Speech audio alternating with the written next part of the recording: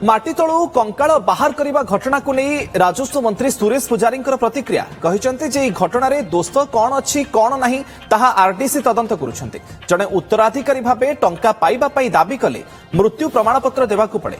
जड़े निरक्षर लोक न जानी पारिले जड़े शिक्षित कर्मचारी तांकू सहयोग करबा कथा। बैंक कर्मचारी मृत महिला सर्टिफिकेट पई तहसीलदार को लिखि पारिथान्ते। जड़े अपराधी कहबो जे मो उपरे कार्यानुष्ठान हेले अपराधी एसोसिएशन करिबु। यह बेस चिंताजनक विषय। आरडीसी रिपोर्ट मिलवा पर दोषी विरोध में कार्यानुष्ठान बैंक उच्च पदस्थ अधिकारी को जणाइबु बोली कहिसेंते राजस्व मंत्री।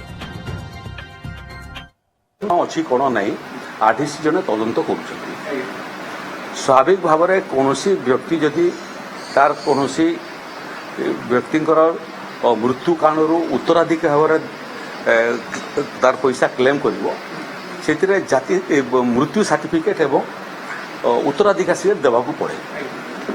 से बाबद मोर कहवा कथा ये जदि जड़े शिक्षित लोक नुह जानी पारु नहीं तांकू मृत्यु सर्टिफिकेट एवं जाति सर्टिफिकेट बाहर करिबारे सहाय्य करिबार काम मध्य बैंक हवा उचित।